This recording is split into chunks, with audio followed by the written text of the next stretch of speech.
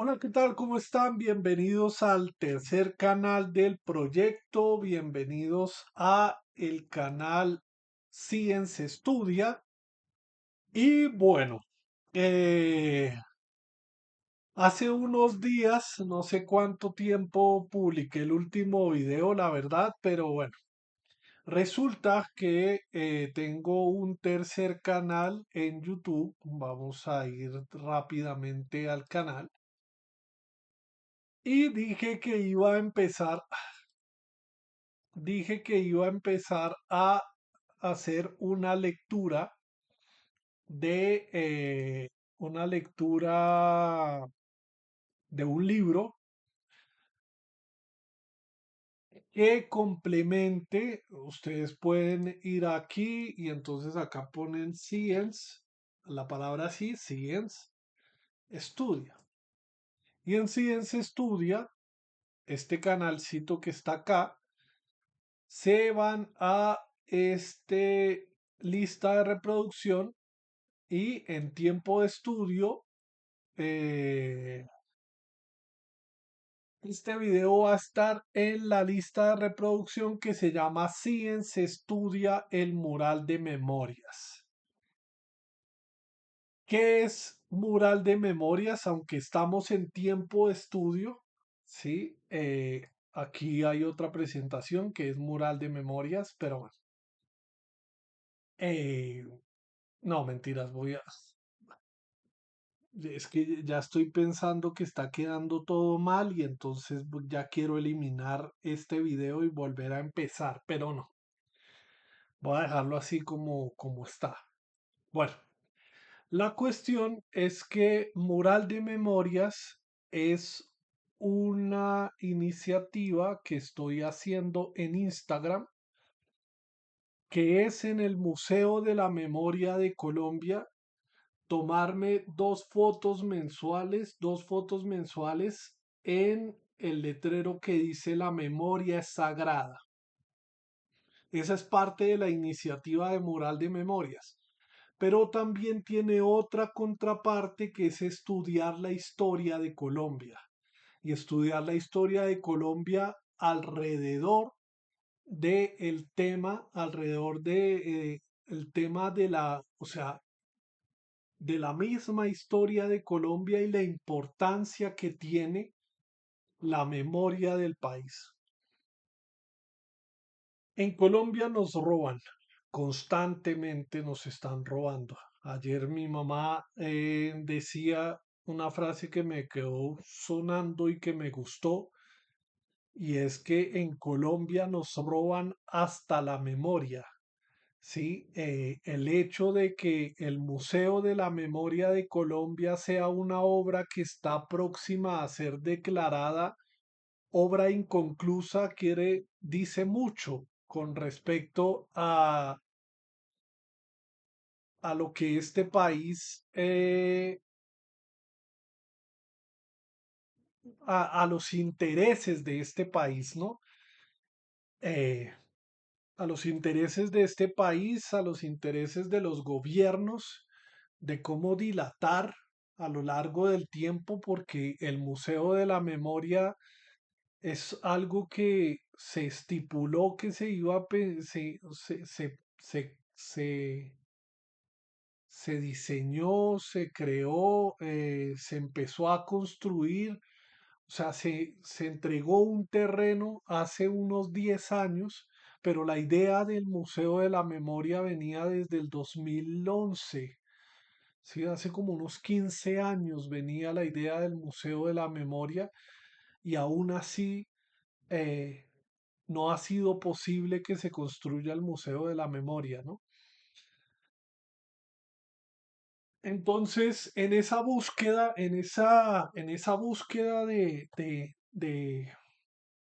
de entender la historia de Colombia y la importancia que acarrea el hecho de la memoria del país, que también que también debería ser un generador de identidad de este país, no simplemente centrarse en la memoria colectiva del conflicto armado, sino en la memoria misma del país, ¿no? Eh,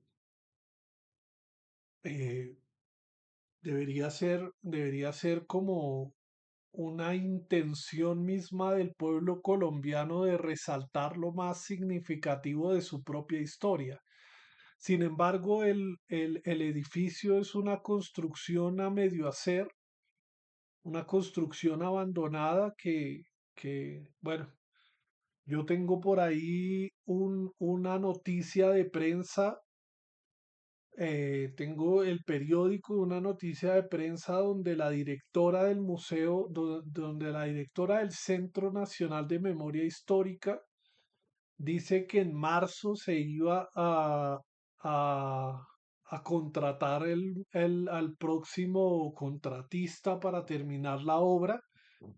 Esa misma directora en una entrevista que le hace la revista Cambio dice que, que en el gobierno de Gustavo Petro se va a construir. Primero dijo que en el gobierno de Gustavo Petro se iba a terminar la obra de construcción y en la última, en la entrevista más reciente, dice que se va a construir este museo, eh, que se va a contratar al nuevo contratista en marzo, ¿no? Pasó marzo y pues no hay novedad en la construcción. El poquito material de construcción que había alrededor del museo, a un lado del museo, lo sacaron, lo quitaron y bueno, la obra sigue abandonada, ¿no? Esto no es echarle pullas a la directora del Centro de Memoria, del Centro de Memoria Histórica, el Centro Nacional de Memoria Histórica, no es como culparla de su falta de palabra, porque pues ella hace hasta donde ha podido. Sin embargo, es uno de los personajes que actualmente está a cargo del Centro de Memoria Histórica y pues que actualmente eh, pues el Centro de Memoria Histórica es la entidad que le va a dar vida al Centro de Memoria Histórica, ¿no? Incluso en la página del Centro Nacional de Memoria Histórica eh, aparece el decreto con el que se faculta a esta entidad para la construcción, la dirección y el manejo del Museo de la Memoria. Igual, Iván Duque en su presidencia dijo que iba a construir el Museo de la Memoria, cosa que pasaron los 4 años de gobierno y no sucedió. Juan Manuel Santos también dijo una serie de discursos sobre la importancia de las víctimas y que el edificio iba a resignificar y iba a resaltar a las víctimas, cosa que el edificio sigue abandonado. Y no es echarle pullas a un expresidente, a dos expresidentes o tres presidentes por la dilatación del Museo de la Memoria, no es echarle pullas a a la directora del Centro de Memoria Histórica, es de alguna manera evidenciar. Sí, es de alguna manera expresar cómo a lo largo del tiempo diferentes entidades, diferentes organizaciones expresan la importancia del museo, pero ninguna se pone de acuerdo para, para finalmente darle vida al museo, ¿no? Eh, y digo diferentes entidades, incluso diría diferentes personas, porque yo no veo a la sociedad colombiana tampoco al país volcado en una intención de que se construya este museo, ¿no? No se trata de la construcción física del museo, ¿sí? O sea, No quiero que, no quiero que se vayan con la idea de este tipo quiere que se construya el museo y ya, sí, sino el significado que hay alrededor del Museo de la Memoria, cómo, cómo, cómo prácticamente la misma sociedad colombiana eh, patea, por decirlo de alguna manera, su propia memoria y le importa poco. Tanto así que diferentes personas que han estado a cargo o que han estado relacionadas con el Museo de la Memoria, eh, o sea, con lo que significa el Museo de la Memoria, con lo que significa la memoria del país, han dado discursos muy bonitos, que suenan muy bonitos, que dicen poner a las víctimas en el centro y todo, y finalmente cuando se va a ver los hechos, cuando se va a ver las acciones que ha realizado la sociedad colombiana, son muy pocas acciones, ¿no? Sí, no quiere decir que no haya acciones. Incluso recomiendo muchísimo el trabajo de Todas las Memorias Todas, que es un podcast del Centro de Memoria Histórica. Incluso recomiendo que se revise la página del Centro de Memoria Histórica, el Centro Nacional de Memoria Histórica, porque ahí hay diferentes producciones que se han hecho a lo largo de la vida del Centro de Memoria Histórica sobre la memoria del conflicto armado y sobre la memoria del país. Eh, y claro, cada día que pasa, hago un nuevo descubrimiento. Incluso hace poco, revisando la página del Centro de Memoria Histórica, Centro Nacional de Memoria Histórica, llegué a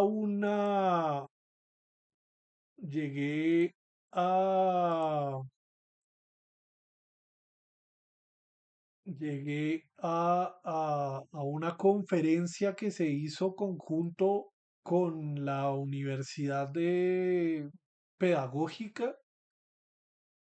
¿Dónde es que está? Pero llegué a este foro,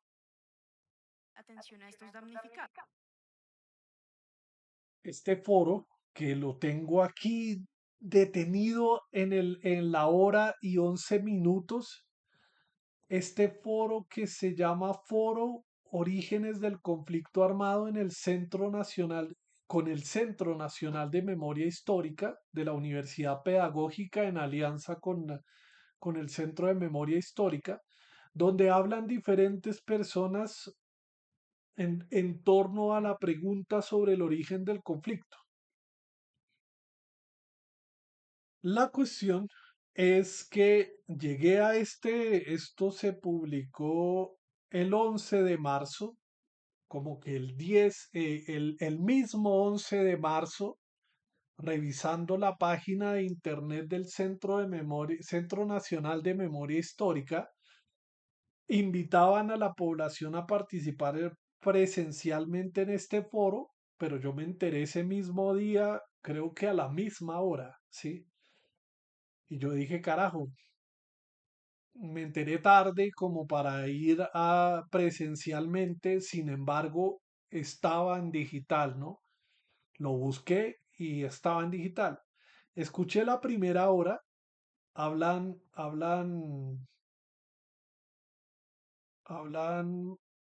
dos historiadores, creo, eh, y el tema es que empieza la intervención como en el minuto, a la hora y 5 minutos empieza la intervención de María Fernanda Espinosa Moreno.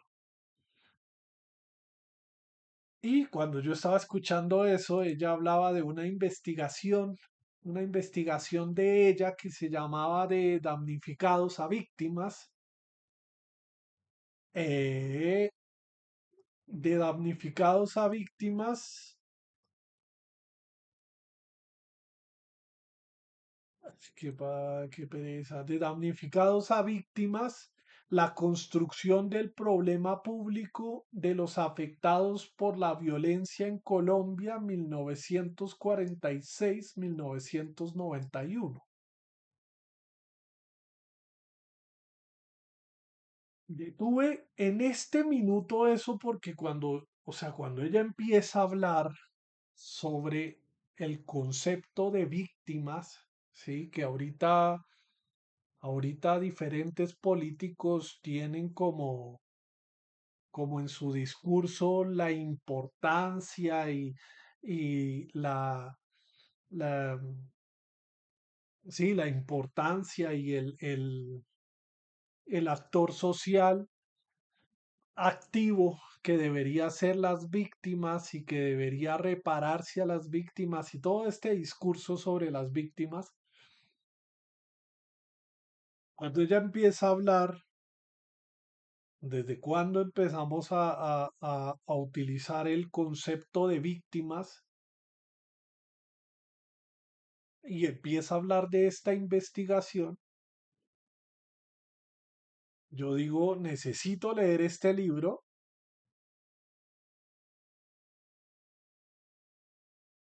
porque necesito leer este libro, ¿no? Entonces no terminé de escuchar el foro, no terminé de escuchar el foro porque daba varios elementos,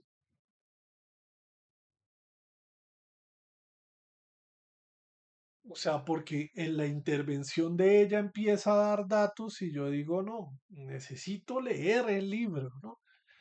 Y bueno,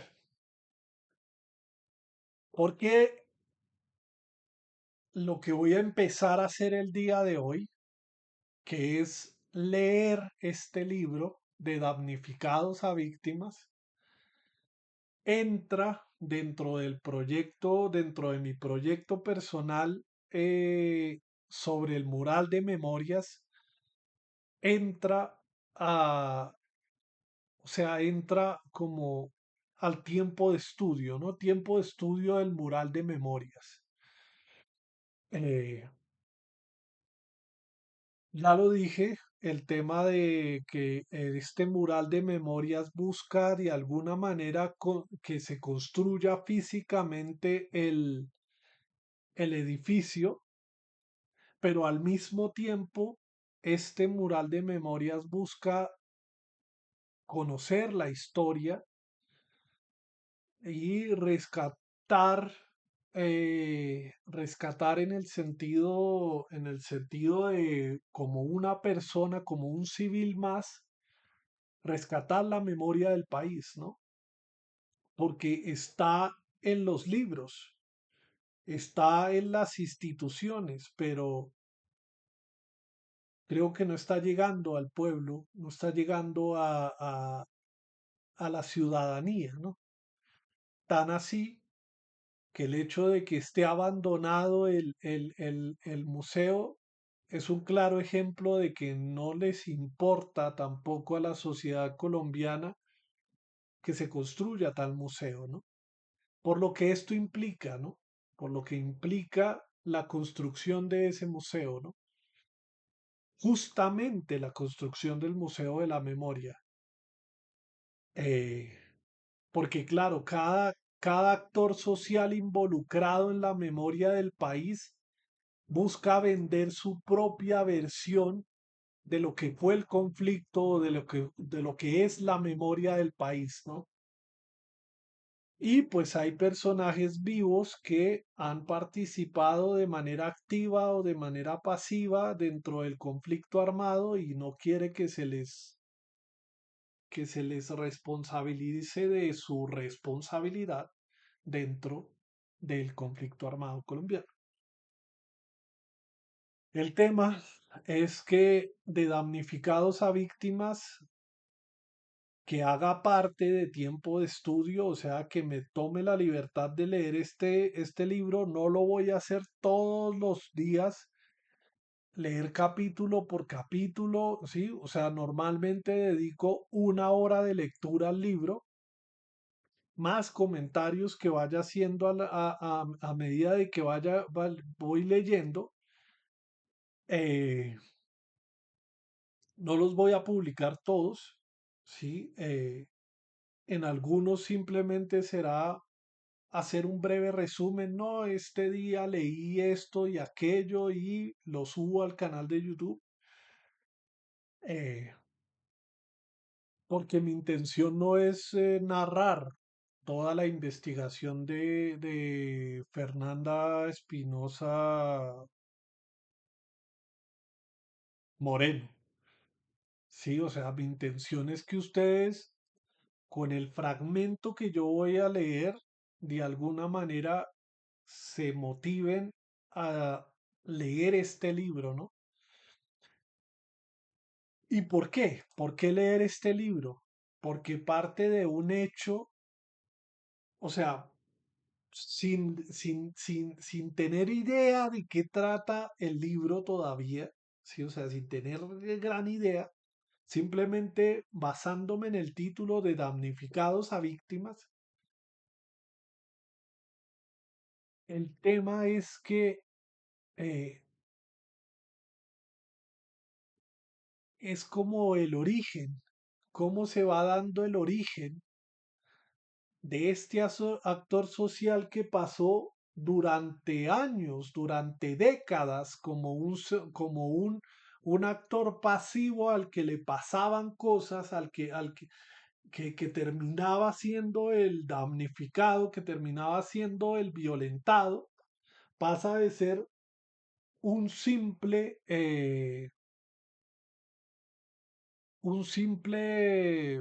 actor social pasivo a convertirse en el actor social más importante del discurso político y del discurso social, ¿no? Ahorita, no, ¿qué tal? Que todos son víctimas y todo, y el hecho de resaltar a las víctimas, o sea, de reconocer el hecho de que el país ha dejado un sinnúmero incalculable de víctimas a lo largo del conflicto armado y que se seguirá porque el conflicto armado no se ha detenido, seguirá dejando víctimas y es como la génesis, ¿no? Empezar a cómo a partir de la violencia y parte de una fecha importante, 1946, con el origen del periodo conocido como la violencia bipartidista, la violencia con mayúscula, parte desde ese momento hasta el 91, sí, hasta el 91.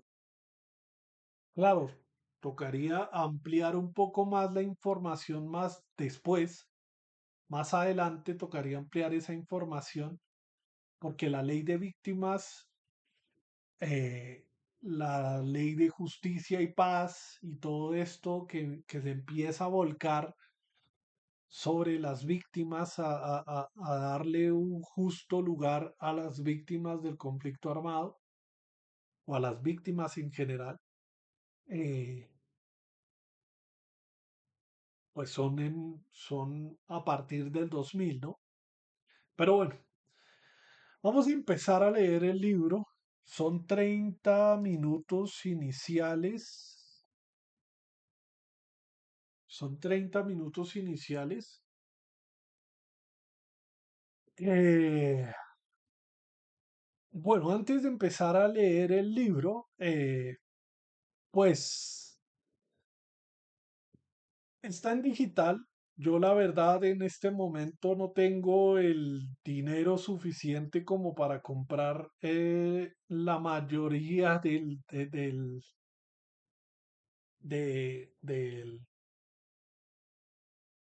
del qué,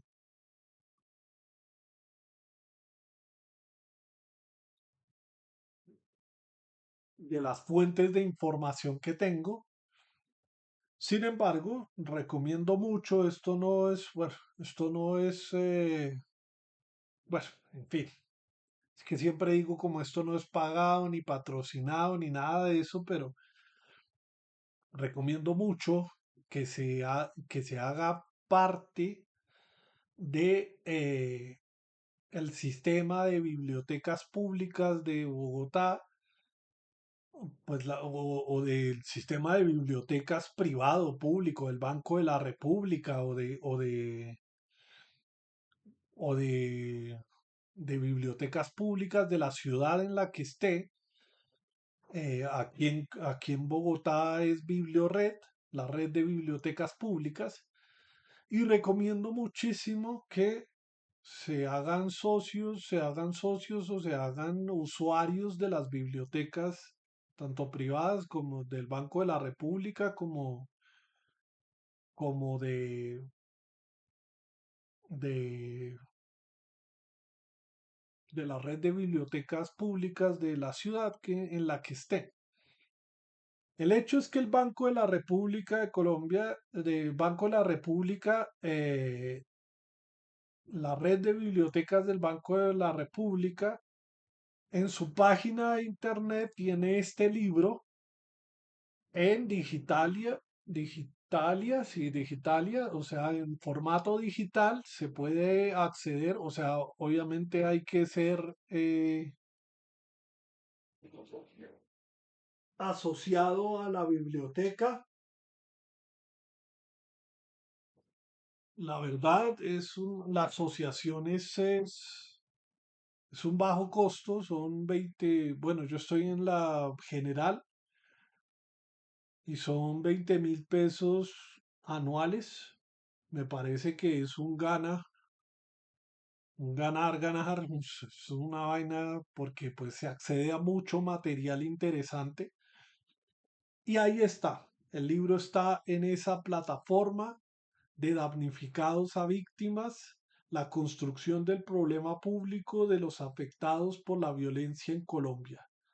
La autora de este libro es Fernanda Espinosa Moreno y segunda hoja dice Universidad del Rosario y Casa Abierta al Tiempo, Universidad Autónoma Metropolitana, Unidad Coajimalpa. Creo que eso tiene que ver con los estudios que ella hizo en México, ¿no? Voy a saltarme lo que es el contenido, los agradecimientos y la introducción y voy directamente al capítulo uno. Con respecto a los agradecimientos y a la introducción del libro, pues ella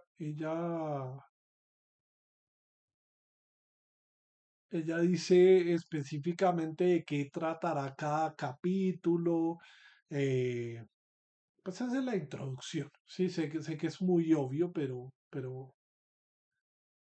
sí, o sea, cómo nace la investigación y toda esa vaina, sí, ya lo leí, pero bueno. Vamos a ir al capítulo uno y aquí empieza la hora de lectura. Sé que es una hora de lectura, no es mucho tiempo lo que voy a dedicar. Creo que con este ejercicio inicial, con este stream inicial, voy a probar dos cosas. Primero, cómo me siento, si me siento cómodo leyendo eh, durante una hora, más de una, sí, durante una hora, o si hago la lectura de manera solo privada, privada no, sino en un stream de Twitch. Esto que están viendo en el canal de YouTube está siendo transmitido en Twitch el 7 de abril del 2025 a las 3 de la tarde. Eh, entonces siempre hago una transmisión de Twitch y eh, pues esta transmisión la voy a grabar para publicarla en el canal en el canal de YouTube. Entonces, si con la lectura de de esta primera hora de este libro, voy a probar, pues voy a ver cómo me siento con la lectura del libro, si se justifica estar leyendo durante toda esa hora, o si más bien solo hago la transmisión en Twitch y que quede en Twitch durante 15 días y abro una pequeña grabación, hago una pequeña grabación al final de la lectura, resumiendo o hablando de los aspectos más importantes que me pareció tenía la lectura en esa hora de tiempo que le dediqué a la lectura. Entonces, bueno, vamos a ver cómo evoluciona esto.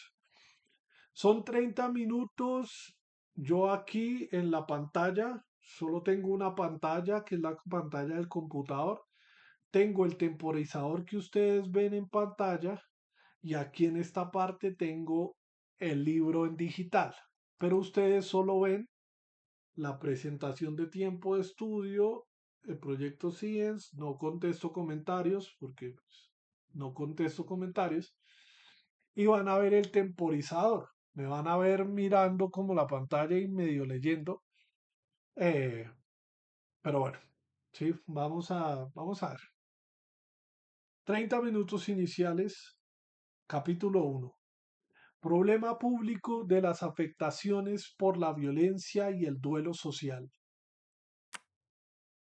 En Colombia, la violencia ha tenido un gran impacto en la población. En el informe Basta Ya, publicado por el Grupo de Memoria Histórica, GMH, en 2013 se calculaba que durante el conflicto armado se ha causado la muerte de aproximadamente 220.000 personas entre entre el 1 de enero de 1958 y el 31 de diciembre del 2012. En el informe también refería a este libro es de 2021, año de publicación 2021. En el informe también refería a otras violencias graves a los derechos humanos. El 31 de marzo del 2013, el Registro Único de Víctimas reportó 25.007 desaparecidos, 1.754 víctimas de violencia sexual, 6.421 niños, niñas, adolescentes reclutados por grupos armados y 4.744.046 personas desplazadas. El trabajo de cifras y conceptos para el grupo de memoria histórica reportó 27.023 secuestrados asociados con el conflicto armado entre 1970 y 2010, mientras que el mientras que el programa presidencial de atención integral contra minas antipersonas reportó 18.189 víctimas de estos artefactos entre 1982 y 2012. Además, las cifras anteriores representan apenas una aproximación de lo ocurrido realmente, pues existe un enorme subregistro, tanto por el nivel de afectación y daño como por su participación en los procesos políticos, económicos y sociales. Es indiscutible que las víctimas forman una parte fundamental de la realidad histórica de Colombia. Afortunadamente, desde las últimas décadas, las voces testimoniales han pasado de los espacios marginales de la sociedad al centro de la escena, lo que más o menos estaba diciendo yo.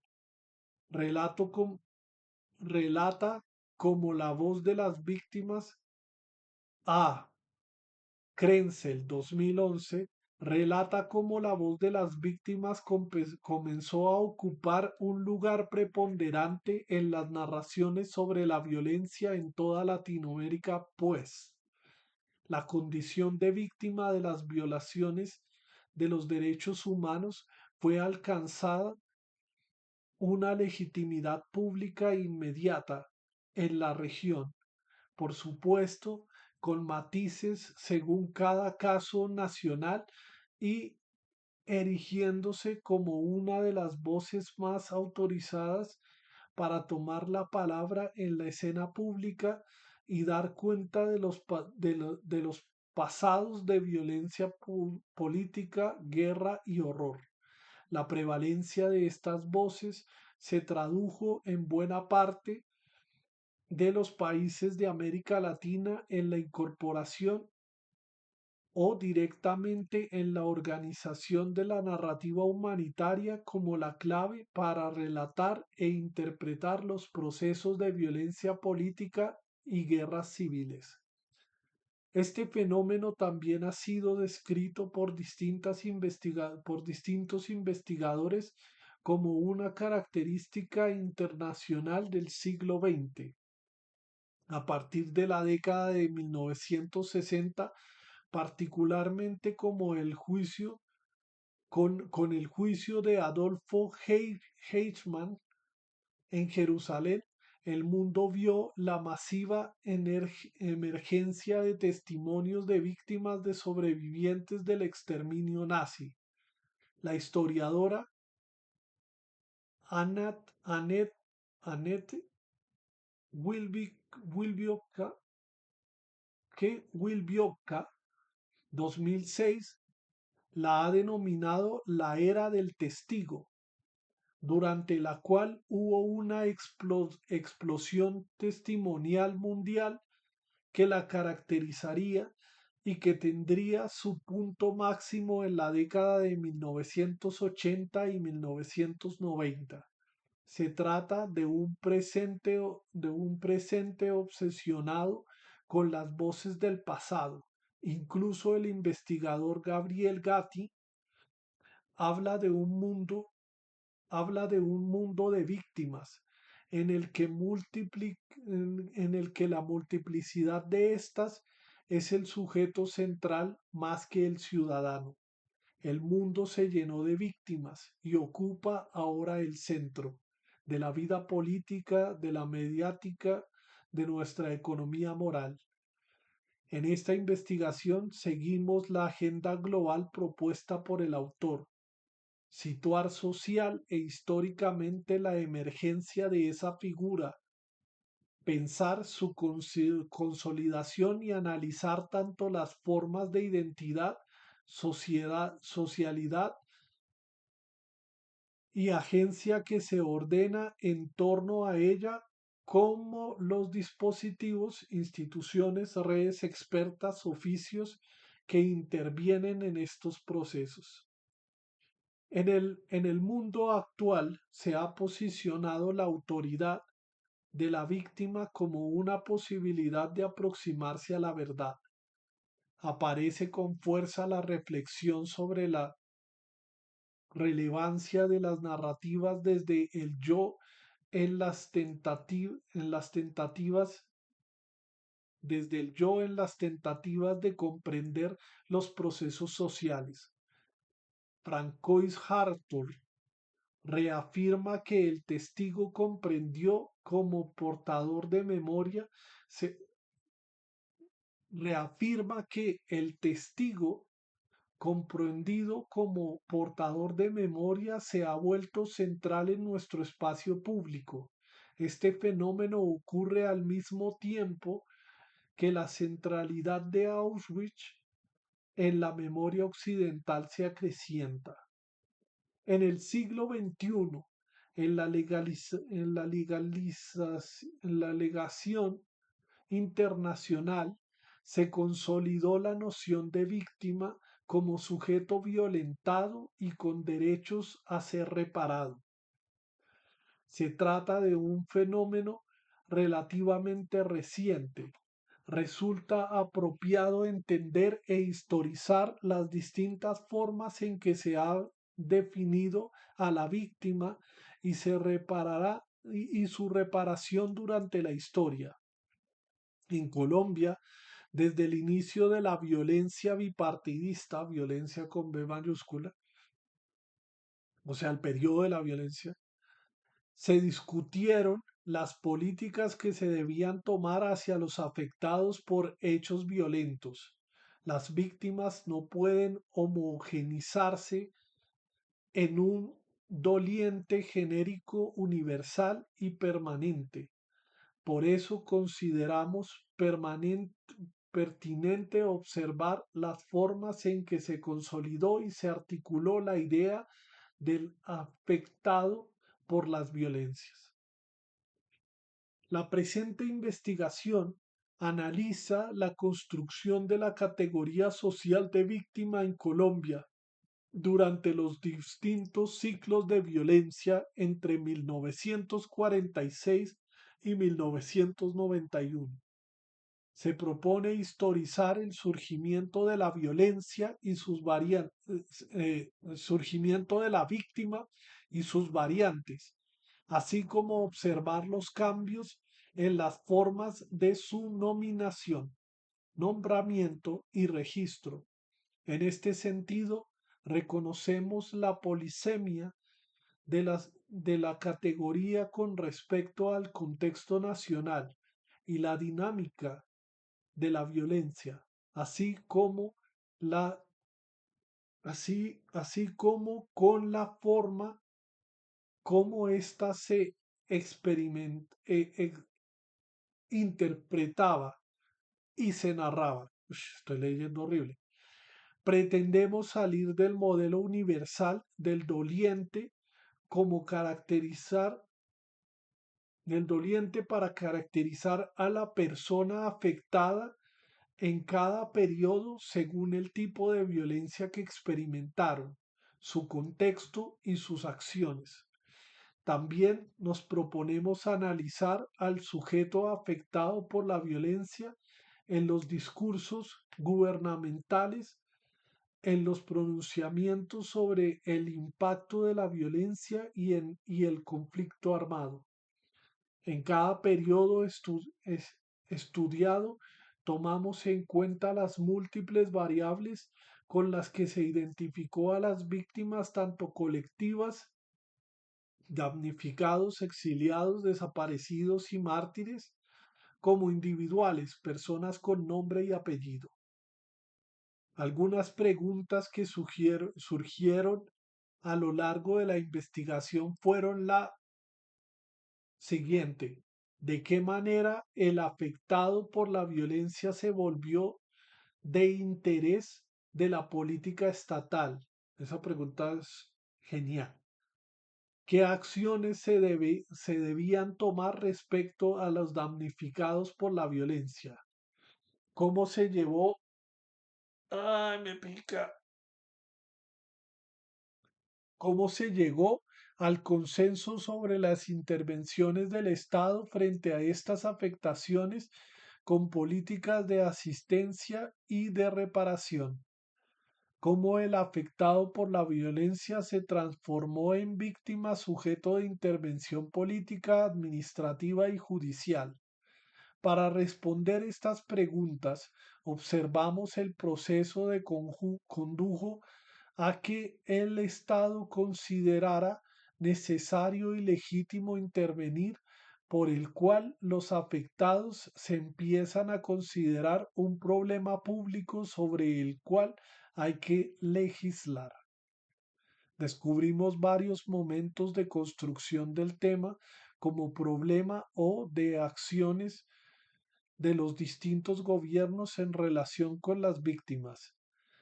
Las personas afectadas por la violencia se fueron transformando en sujetos de intervención política y administrativa.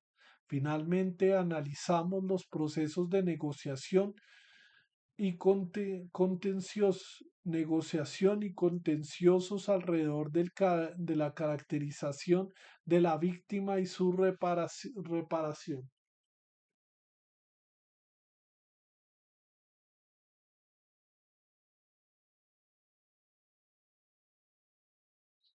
Las preguntas centrales que guiaron la investigación fueron las siguientes. ¿Cuál fue el proceso de inclusión de las víctimas de la violencia política como problema público en Colombia entre 1946 y 1991? ¿Cómo ocurrió el proceso de negociación de las políticas públicas hacia los afectados por la violencia entre el Estado, los actores internacionales y la sociedad civil? ¿Cómo se transformó la definición del sujeto afectado, es decir, de quién se consideraba víctima en cada periodo? ¿Qué sujetos tuvieron un duelo social y un reconocimiento como objeto de política pública? ¿Qué impacto tuvieron las variaciones y las disputas por la memoria y las narraciones de la violencia en cada periodo en las escalas de duelo y en el reconocimiento de las víctimas? ¿Cuáles fueron los periodos de narración de la violencia y de las políticas de memoria y reparación? ¿Cómo se generó, cómo se gestionó y se interpretó histórica, social y políticamente el pasado violento y los sujetos afectados? Eh,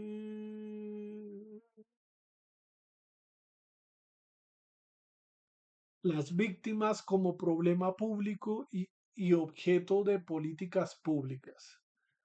Nos interesa analizar la génesis de la víctima desde la perspectiva del análisis de los problemas públicos. Existen dos grandes vertientes teóricas de los problemas públicos que pueden aportar al estudio de nuestro problema de investigación. Uno es la sociología de los problemas públicos y otro el problema público en el ciclo de la política pública. La sociología de los problemas públicos, poco abordada en Latinoamérica, surge particularmente en Estados Unidos en la década de 1960. Esto es como marco teórico, más o menos. Se trata de una perspectiva propuesta para analizar cómo se consolidan los problemas públicos. Algunos académicos de la Escuela de Chicago señalaron que la existencia de un problema no es una realidad objetiva, sino una producción de grupos sociales, lo que en todo caso establecen a partir de sus propias normas que un fenómeno es tan transgresión, es una transgresión y una desviación. Por lo tanto, el proceso a través del cual un suceso es etiquetado como problema se convierte en el centro de análisis. Bajo la nueva perspectiva, el énfasis era colocar sobre las intenciones de grupos sociales o de individuos insertos en espacios precisos y buscando influir en las orientaciones, concepciones, controversias, argumentaciones en torno a una situación específica. Un primer aporte de la sociología de los problemas públicos pertinente para este trabajo es la desnaturalización de lo que se considera problemático en una sociedad que no se concibe como realidad objetiva, sino como una producción de grupos sociales.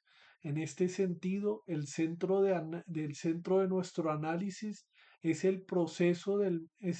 es el proceso por medio del cual los afectados por la violencia se convierten en un problema público reconocido por distintos grupos sociales.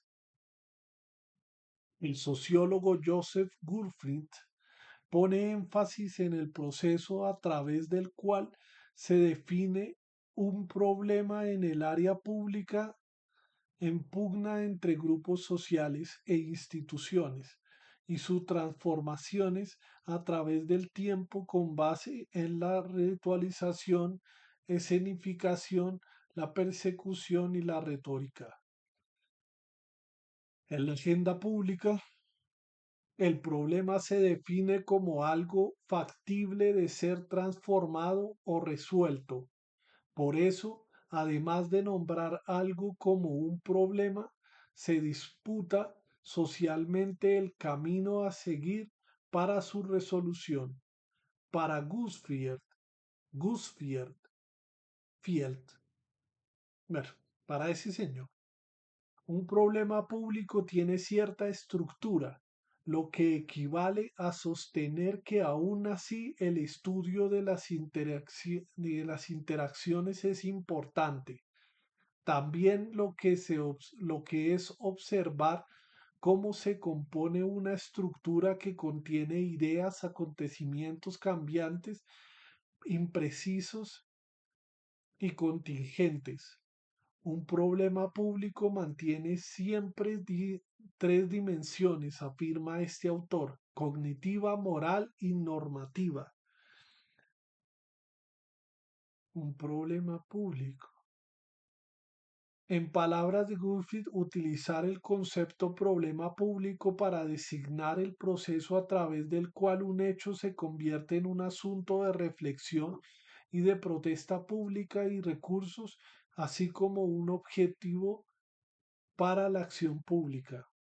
Esta, esta investigación parte de que la construcción de un problema público constituye un proceso de pugna, de negociación y contencioso, es decir, de pugna en el área pública entre actores sociales, poderes e instituciones, no sólo para su inclusión, sino también para su definición y su eventual solución. Descubrimos cómo el campo de los afectados por la violencia se convirtió en susceptible de acción pública, de ser transformado o solucionado. Oh. En particular, puede distinguirse cuatro distintos niveles de pugna en el proceso de construcción del problema público. A. Por el reconocimiento de las víctimas en la arena pública. B. Por la misma definición y características impuestas a los reconocidos como afectados. C. Por la priorización de ciertos sujetos sobre otros. Y D. Por las formas de transformar y reparar el problema. Otros autores como Stephen Hildner y Charles Box, bueno, han señalado que existe además una competencia entre problemas por la atención pública. Destacan la disputa por el significado de estos problemas en el interés de diferentes círculos de discusión. Los autores proponen una lógica de mercado, pensando a la atención pública como un bien escaso y por lo tanto circunscribiendo en buena medida el análisis al estudio de las competencias entre los problemas públicos para lograr captar dicha atención.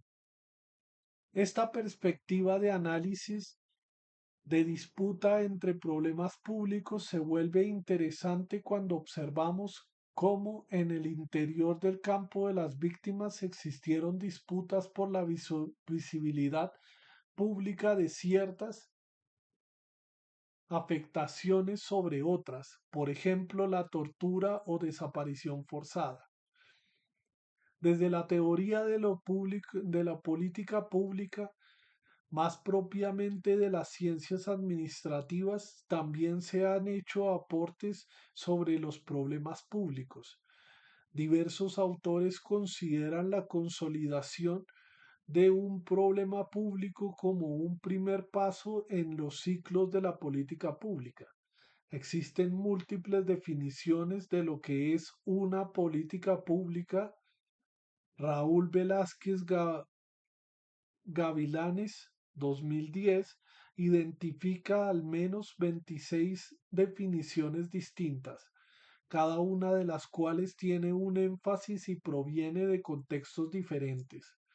Para él, la política pública es un proceso integrador de decisiones, acciones y inacciones, acuerdos e instrumentos adelantados por autoridades con la participación eventual de las particulares y encaminado a solucionar o prevenir una situación definida como problemática. La política pública hace parte de un ambiente determinado del cual se nutre y al cual pretende modificar o mantener. Creo que solo voy a leer 15 minutos porque está denso.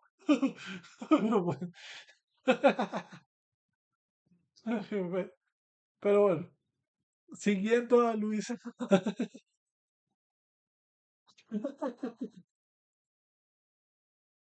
Ay, carajo, me dio risa. Siguiendo a Luis Aguilar, entendemos cómo.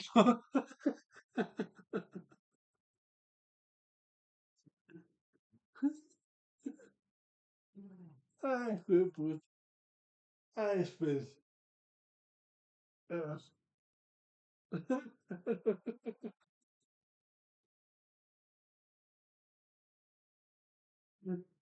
Ay, es que, es que me estoy riendo para no llorar. Y aún así lloro.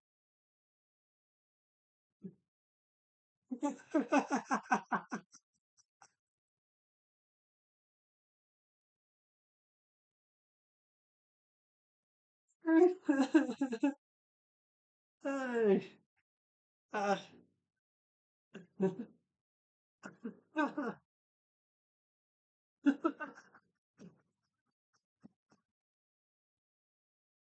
ay, juepucha.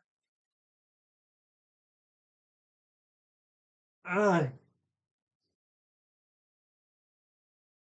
ay, jueputa, creo que no va a poder leer este final. Este stream quedó como muy... Ay, perdón. Ah, uy, juepucha. Se me quita la risa un poco. Sí, me estoy riendo porque no estoy entendiendo absolutamente nada. Sí, o sea, sé que, o sea, yo suelo tener o sea, suele funcionarme una estrategia y es que si no entiendo, sigo leyendo. Siempre, o sea, sigo leyendo, sigo leyendo, sigo leyendo. Algo quedará de todo aquello que está diciendo el autor de lo que estoy leyendo, algo quedará. Y siempre digo como, no, no va a ser mi primera lectura, voy a tener otra lectura, sí, o sea, claro, el libro está en la parte de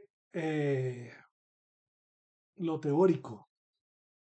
Si tal autor refiere esto, tal, en esta investigación se va a entender esto, se va a hacer esto, sí. Todo esto de la política pública, bueno, sí, o sea, claro, son marcos de referencia uy, me entró un ataque de risa porque cuando dije, creo que no estoy entendiendo nada, que creo que lo voy a dejar aquí porque esto está denso, sí, cuando dije eso me entró la risa porque, carajo, sí, sí, o sea,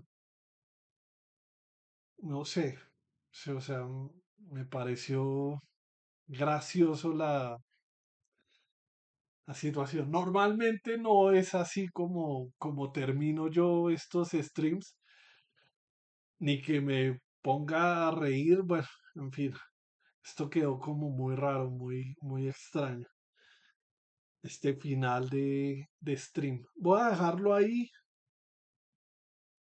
la página 30. Y ya con esta primera lectura voy a tomar una decisión.